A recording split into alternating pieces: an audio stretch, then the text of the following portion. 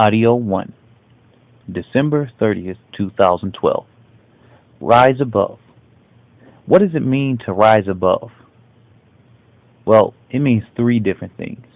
You can rise above a situation, above your community, family, and occasionally society, and you can rise above your bad habits. So, to rise above a situation.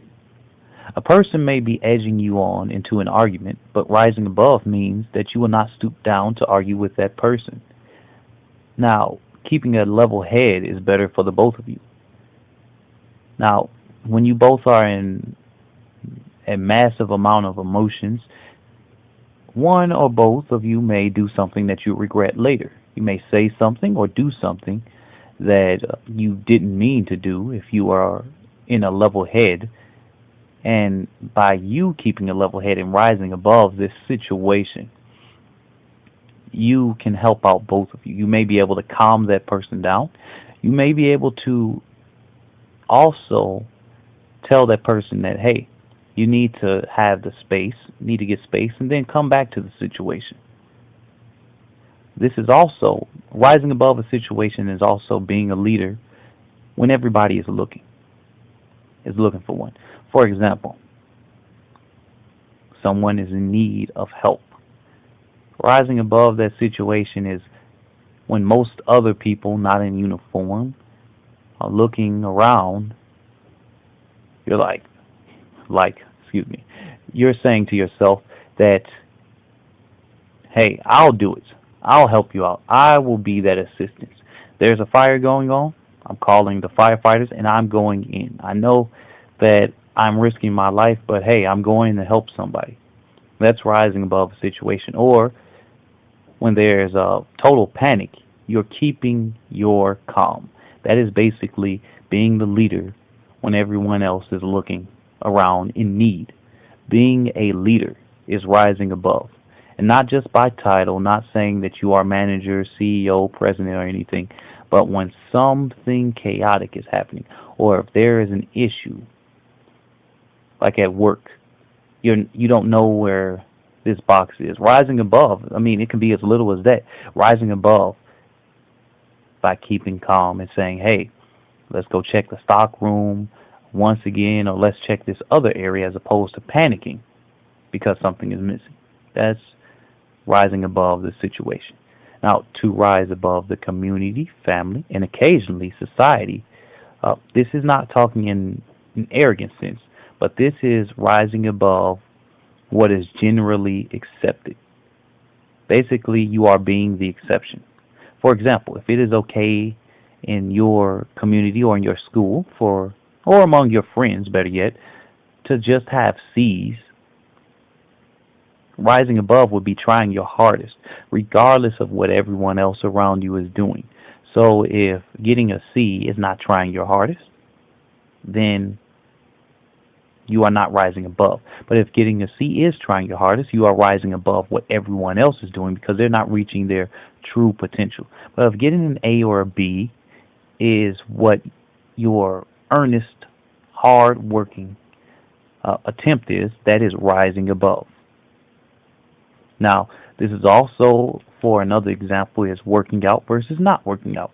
If you know that you should be working out, or if you want to work out, and you say it's a must for you to work out because you want to lose weight, you're training for some sort of event in a sport, or if you want to do it just for the benefits of clearing your mind, it's numerous things. You run in the morning, you can get a better test score, you can clear your mind because of a stressful situation, and you know that you should be working out, but because other people are around you not working out, or they're discouraging you to work out, and that's been my case in some situations, people would discourage me from working out. I don't know why. I really don't. I don't want to think about taking the time out to even try to comprehend that at this moment. And actually, that's for another audio podcast or YouTube video. So, for example, you going to work out when no one else around you is, or if no one else is encouraging you. That is rising above the community, family, and occasionally society. Now, to rise above your bad habits.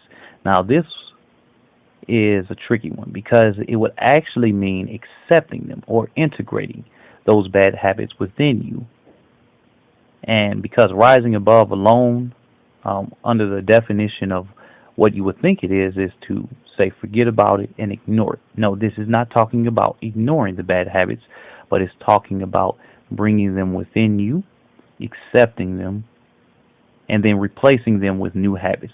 For example, it's like having a building, and you have these pillars that are there.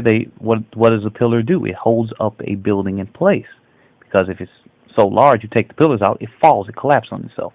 So if you just merely take the bad habits out, for example, let's say eating unhealthy food or eating too much food because you're in an emotional state, whether negative or positive, doesn't necessarily mean negative, or smoking cigarettes under stress, or just screaming at someone out of sheer anger as opposed to removing yourself from the situation.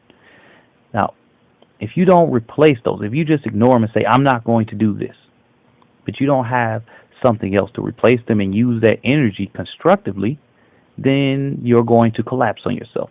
You're going to relapse. You're going to go right back to doing exactly what you did. And if anything, you're going to prove to yourself and say, hey, I didn't do it, and you're not going to try to make an attempt. If you try to make a second attempt, it might be even harder than the first time because now it's grained in. It was a struggle the first time. So now anything that we struggle to do, I have found, in my opinion, that it's something that solidifies in our brain, hey, this is what's happening. Because if you struggle to get where you were in a religion, or you struggle to get to your level of success, you really want to hold on to it and you believe it even more. So if you struggled in breaking a habit and you fell back into it because you couldn't replace it with something else, it may be harder. And I found with myself harder to actually get rid of the habit the second and third and fourth time. But it is possible. And this is how. You can go from eating junk food to eating holistically or healthy. Now, let's say that your junk food, or junk, I don't even call this food. I don't even know why it's called food, but let's say a Butterfinger or a candy bar.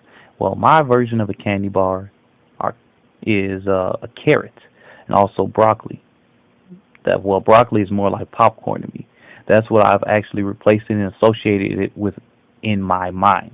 So every time somebody says popcorn, I think broccoli. When I hear broccoli, I think healthy popcorn.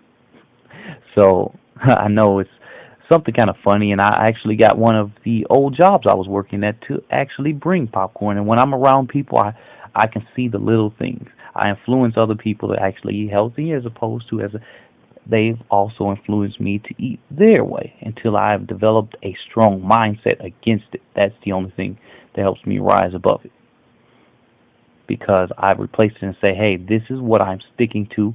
I have this food here, so I bring it around with me. And also another one is from procrastinating to promising big things and following through on them. And that is using positive pressure in your advantage. There have been times where I've wanted to procrastinate, but because I've set up an event, hey, I have to get it done because of other people are expecting me. Their expectation, their pressure is forcing me, basically. It forces me to do it. Also, when you're promising big things to other people, you'll think of all the good things that happens because of what you're doing. So, for example, you want to set up a fitness area, or you want to set up an educational area. Well, one way of looking at it is, hey, this thing is happening on February 12th, 2013, okay? Well, February 12th, 2013, the closer it gets to that event, the more and more momentum that you'll gain, because you're saying, hey, now I don't have a month and a half. I don't have 2 or 3 months to do it. Now I only have a couple of days to do it. Now I really have to get everything together and do all of this. Now, I say that's positive pressure. Some people may work differently. I know that works for me. Another way of thinking about it is, hey, man, on February 12, 2013, that's about to be the best educational fitness program ever. So I am going to, I can help change a person's life. They can lose weight. They can have more energy. They'll know which foods and how to hydrate, how long to chew it, how to do this, how to do that, how to do that. And then eventually, I've convinced myself with all of the good reasons of why I should do it. And bam, I start following through on what I've already promised people. Now, that's one way of using positive pressure. Now, rising above does not mean thinking that you are better than. You'll still have to be humble.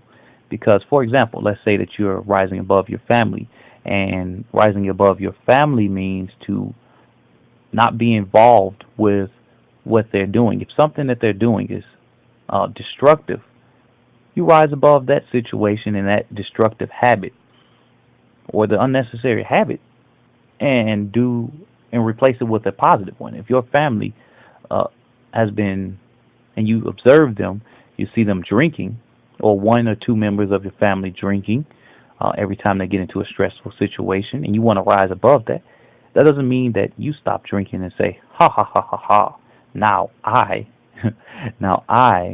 am better than you because I don't drink. No, that's saying, hey, I stopped drinking because I found out that to me it doesn't work for me. Now, I feel like it will work better for you if you stop drinking, but if that's what you want to do, that's what you want to do. But I found out that it works better for me not to drink under these situations. Now, and it also does not mean blocking out another person. That doesn't mean ignoring them or the situation when I was talking about bad habits. That means acknowledging it, seeing it from the other point of view when you're talking about a person. Now, let's say that you two are talking about something in religion, and one person is of one belief, let's say a Christian, and another one is under the Muslim belief. Now, you could disagree with, or person A, the Christian, can disagree with person B, the Muslim, for the reasons X, Y, and Z. Now, person B can disagree with person A for A, B, and C. Now, person A, if the person A rises above, that person would see, hey, you know what?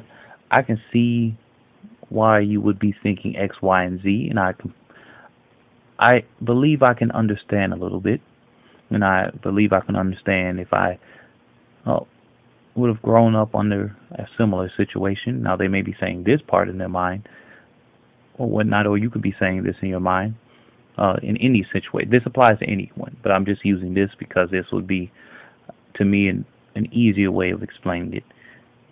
But I have to respectfully disagree with you on this subject. I can understand X, Y, and Z, but I have to disagree. Now, that's rising above as opposed to blocking another person to say, hey, person A blocks person B, and person B blocks person A, and say, hey, you are a Christian or you are a Muslim, forget you. I am what I am, and you are what you are, and whatever you say is wrong. That would be ignoring and blocking another person out, and also doing that to your habits and saying, hey, you know what, it's completely wrong to eat junk food. No, that is not part of me. That is not part of me. Without replacing and saying, hey, you know what, that was part of me. It's wrong. I shouldn't be doing it.